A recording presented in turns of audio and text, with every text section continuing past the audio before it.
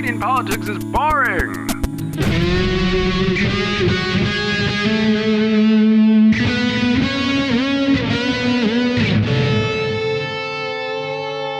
You can do the intro for this one, Jesse. Can you say that a little more melodically? Melodiously.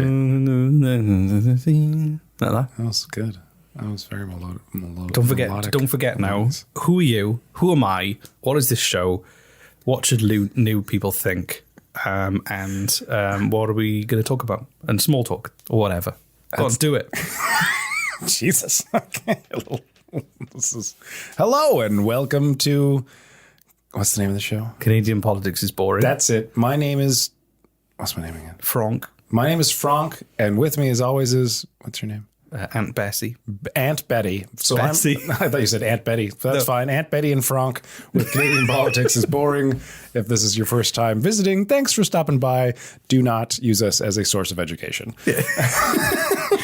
We're only joking. I'm not. My real name isn't Aunt Bessie. My name is Reese. And you're Jesse, not Frank. Aunt Bessie is a brand of Yorkshire puddings in the UK. Aunt Bessie? Aunt Bessie's Yorkshire puddings. They're great. I'll try some. Do you like Yorkshire puddings? I've never had a Yorkshire pudding. I don't know what a Yorkshire pudding is. It's it's a pudding from Yorkshire. It's like a fluffy, savoury baked cake thing, and you put gravy on it, and you have it with vegetables, and they do these giant ones. Yeah, and you have stew in the middle, so you can actually it's like a bowl you can eat. That sounds amazing. They're wonderful. Oh my god. Can you get? But if you eat them too much, you will die. Right. Okay. It's kind of the curse. Like one in 50 are poisoned. No, it's just bad for you. The curse of Yorkshire puddings is the thing you love the most will kill you, like cigarettes. Or I used to smoke a long time ago. Did you? Yeah, but I quit. It's been about 6 What years. brand of cigarettes did you smoke? De Maurier.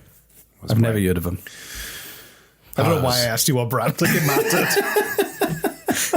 No, it was really, I'm a stupid kid. I want to smoke, but like I had a really strong willpower, and when I was a kid, and I was like, you know what, I'm gonna.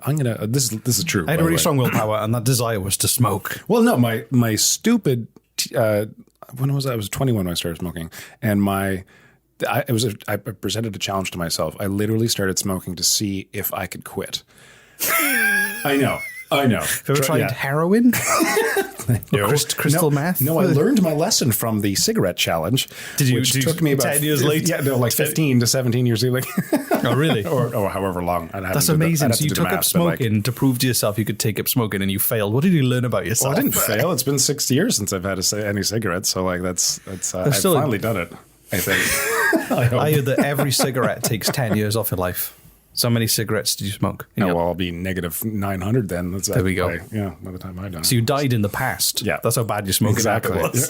Yeah. Pre-pyramid death. I had actually quit at one point because on average it takes, from statistically speaking, the average smoker will full on quit 10 times before they quit for good. And I quit about 7 times. And one of those times I hadn't had a smoke in like, I'm going to say 2 years. This in the past, and I went to go see the movie Traffic. Do you remember Traffic? It was like mid 2000s about drug trafficking and about drug. I think I remember. Not about traffic. No, it was it'd be a very very different film. Yeah, probably a lot less entertaining. A series of vignettes of people sat in traffic. But it was like the irony is, oh god, I wouldn't watch that. Maybe I'll watch a little bit. But the irony was this movie, Traffic, was like there was so much heavy drug use and abuse, and it was depressing and like just gray and dark, but there's a lot of people smoking, and it was really anti-drug use. When I left the theater, there were so many people in the movie, characters who were smoking cigarettes.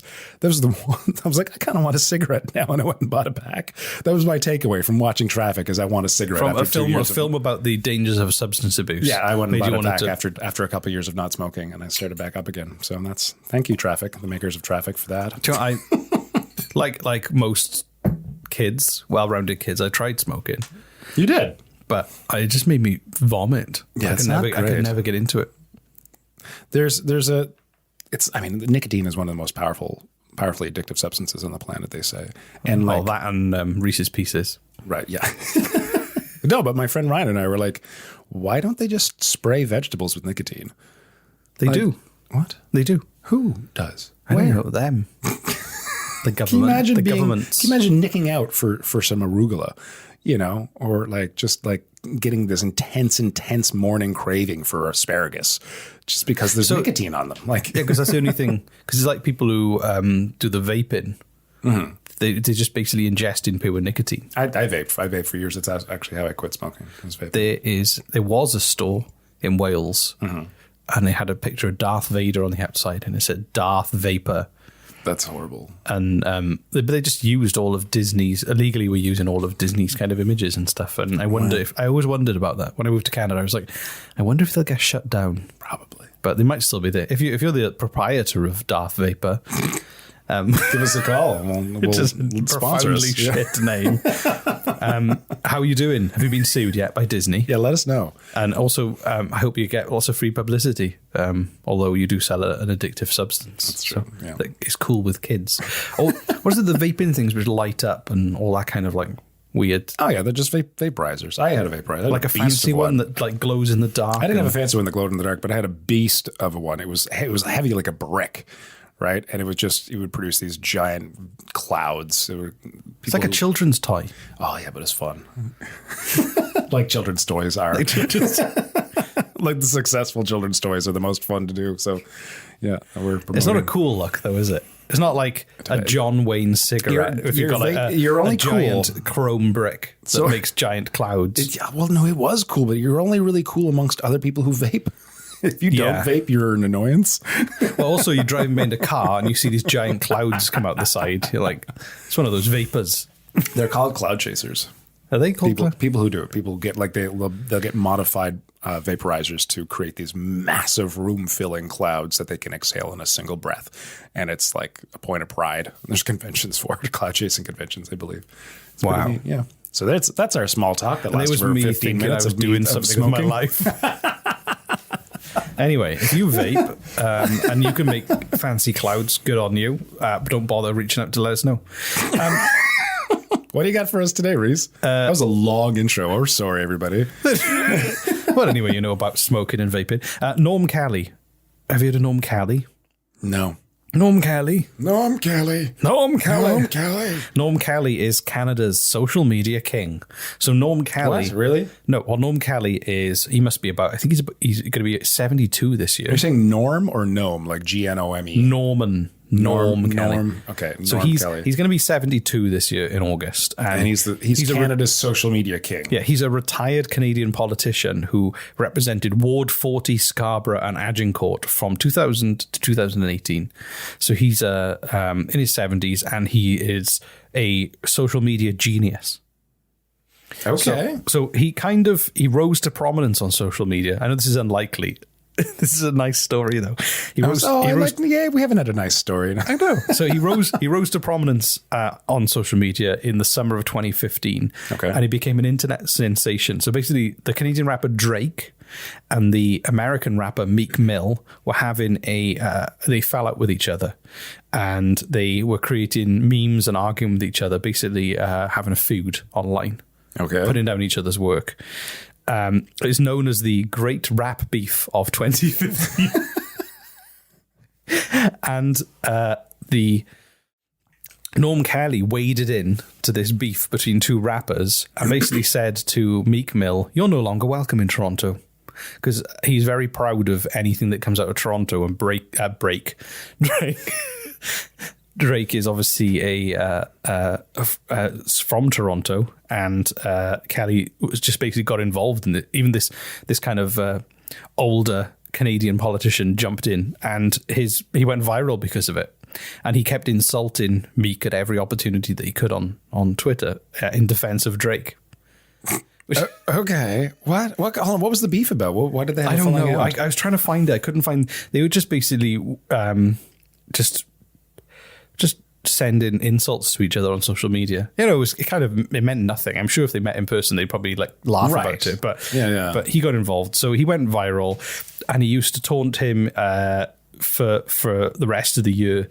So he would even go off the back of Drake's insults and add his own comments and things. He even insulted Mill's girlfriend Nicki Minaj to wind him up. Oh, wow. And What was this guy's name again? Norm Kelly. Norm so Kelly. he was basically he believed in promoting Toronto and defending Toronto's talent as he saw it. So he was getting Okay. involved. So there's just random. Oh, he's a politician. Yeah. Oh, I thought he was So just he was some an MP. dude. No, he's an MP. Oh, wow. Which is why we're talking about him, because this show is all about politics. It's all about and politics. vaping. Yeah. So, but then he has a very off the wall sense of humor, and because people had suddenly been drawn to his Twitter account, Right. he then kept it going. So, Right. he tweeted. Why wouldn't you? One tweet said, "How do I make the Narcos theme song my ringtone?"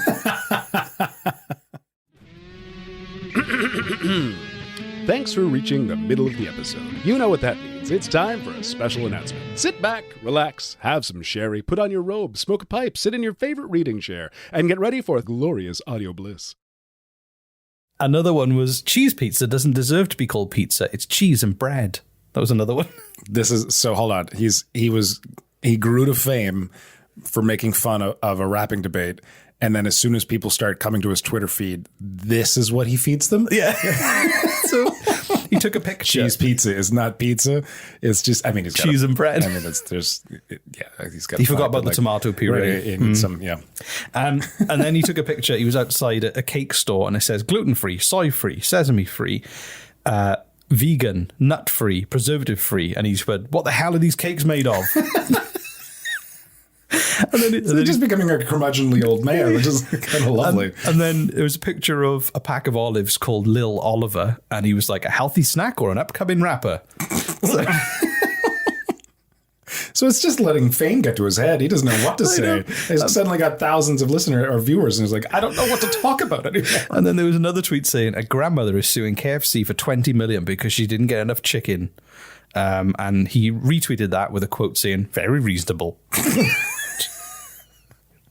So this is And then somebody, this episode is about nothing. No, this this episode is about episode- random tweets from an MP. no. But this is the thing. He's this kind of like low-key social media legend who just happens to be an MP or was an MP and is now retired. Is he still going? He is still going. And so How many viewers is he he? then started sharing Or them. in- Somebody sent him a message saying, send me a free shirt or I'll send you a box with 1,000 bees. And he then screenshotted and shit is saying, now I'm getting threats. But apparently he said this is what he said about it. He says, I love it. It's unexpected, but I like that it means a relationship with a younger generation, a close one and a warm one. So what he realized was that he said, like, you're an old man, you're in your mid-70s. He said, people say you're an old man, you're in your mid-70s. You can't be funny or relating this easily with the younger generation. So what he's found is a way, as an older politician from a different generation, to connect with younger people in a realm that the younger people feel comfortable. So in his mind, he's trying to really build. But he's retired now. He's retired now because he's in his 70s. But at the time, Okay, right. He This was is in 2015. We're talking yeah, about, exactly. So he identified, and then just by he obviously had an off the wall sense of humor, Right. and was quite playful and didn't take himself too seriously. And he really used that to really get involved and become part of the younger generation and the culture around it in Toronto and Canada, I guess, and became a legend because of it. Because he essentially was able to harness social media just by being himself in a way that most politicians completely miss the point of. Yeah. Oh no. And a lot of politicians who are just themselves are Exactly. revealing to me them just how inhuman they are sometimes. Exactly. I'm looking at you, Andrew Scheer. the shit scout leader. Oh my God. Oh, hi. I didn't see you there standing in my living room. I didn't see the camera crew I hired in my living room.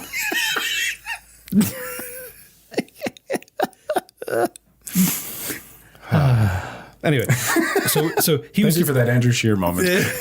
so he was a teaching assistant. He was he basically worked with kids all his life. So he kind of, he knew how to like address them in a way where they would have fun, and rather than just lecture them and talk to them in a way that lots of stuffy older people do in politics. And he said that lots of kids in his classroom always said nice things about him. So he managed to just His classroom. when he was a teacher, when he was younger and everything like that, before he was a politician. So like, yeah, I just really like it. I think this is kind of like an older older It's politician. not really much of a story. It's just No, but I want people to go and find Norm Kelly on social media and follow him, because that's the whole point of this episode. No. I just think that is a nice building of bridges between generations on a platform. Okay, all right. I suppose. I think that if you're a member of parliament, if you're a politician, and you want to connect with the younger generation, use Norm Kelly as an example of how to do that. Exactly. Yeah. Have fun, get involved in debates and conversations in a fun way.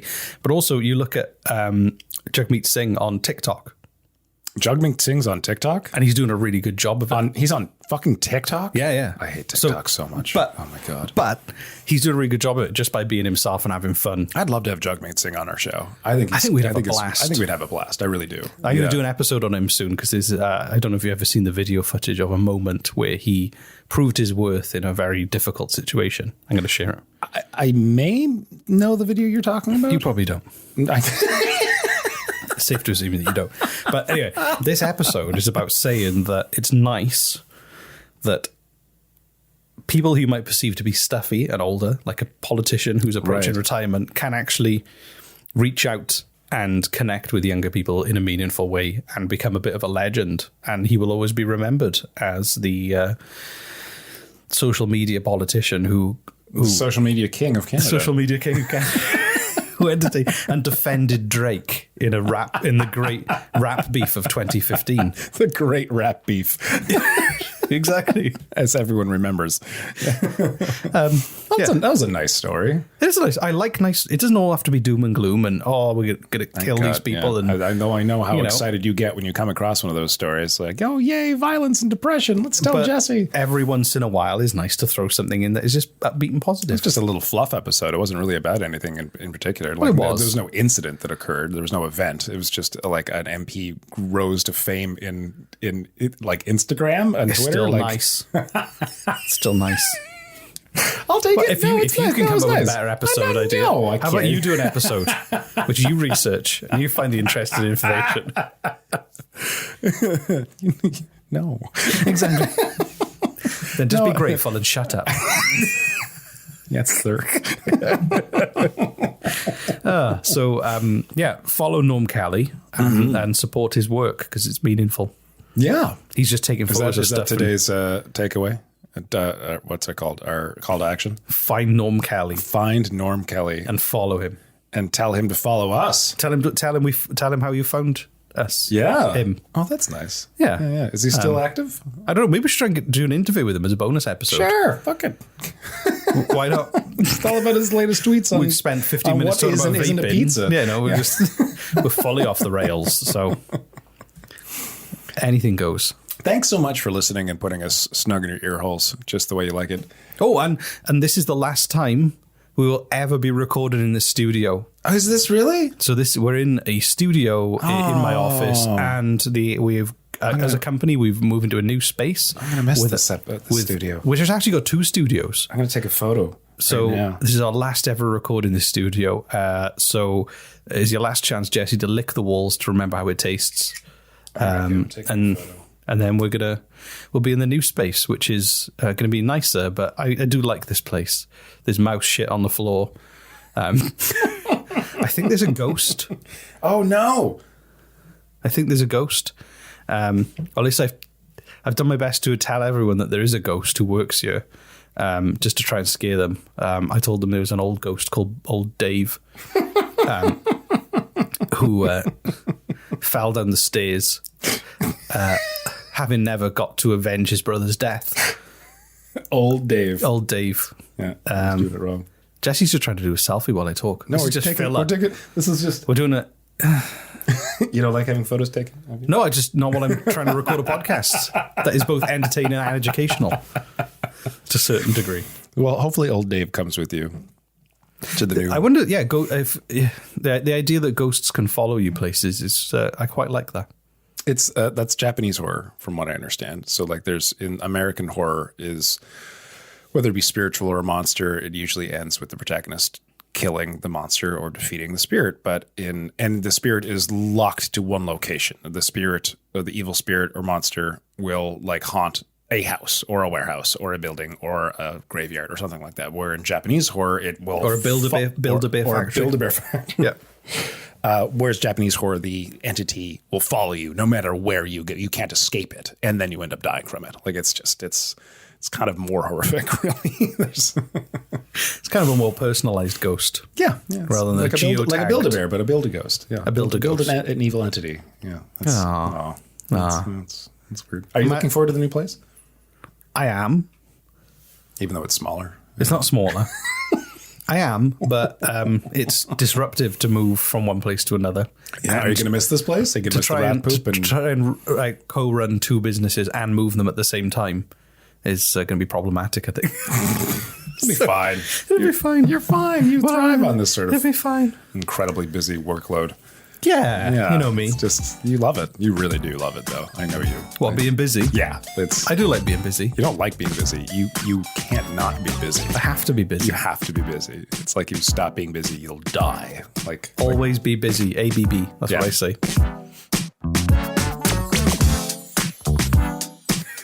Are you going to ABB. miss this place? I'm going to miss this place. I don't even work here. I told you, mouse poo, old Dave. I'll miss it all. There's a t-shirt.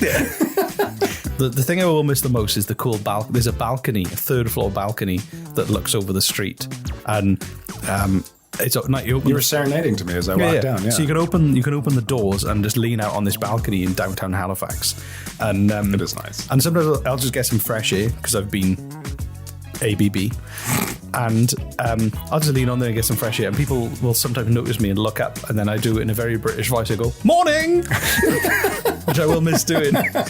Or afternoon. Now you get to go out into a dirty parking lot.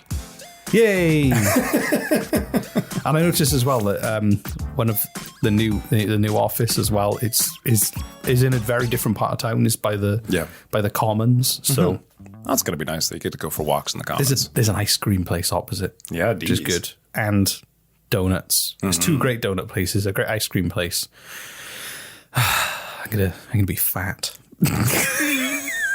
but happy. Fat but happy. Fat but happy. Fappy. Fappy. Please don't be fappy. I'll try my best.